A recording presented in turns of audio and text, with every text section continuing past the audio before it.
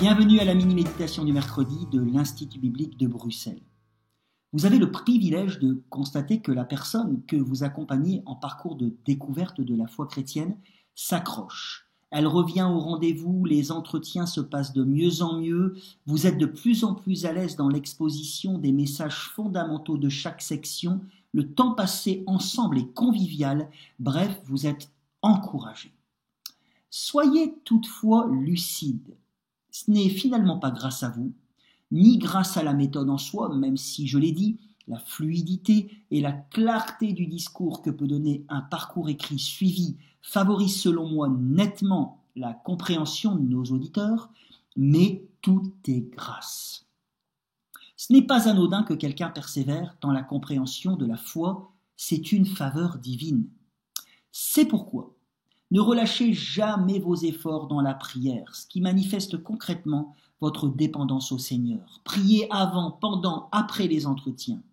Priez aussi tous les jours pour que cette personne puisse tenir bon, revenir, bien écouter la parole et finalement, nous l'espérons qu'elle se convertisse. Priez aussi dans la perspective du combat spirituel à mener pour chaque âme. Bref, vous en êtes à la 4e étape de notre parcours et dans cette section, vous le constaterez sur la fiche, l'intérêt selon nous est que la personne que vous accompagnez comprenne que dans son amour, Dieu qui est offensé par le péché des hommes, péché qui les condamne et les éloigne de lui, a pourvu à un moyen de justification puissant pour les êtres humains en vue d'une relation totalement renouvelée avec lui, et que ce moyen unique, c'est la foi. Un chemin révélé clairement par l'expérience d'Abraham le croyant, qui a eu, nous dit Genèse 15, verset 6, confiance en Dieu, ce qui lui a été compté comme justice.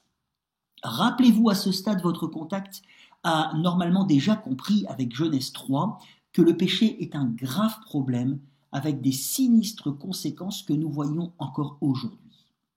Il doit comprendre ici qu'il y a une solution et pas des moindres et que cette solution, c'est la foi.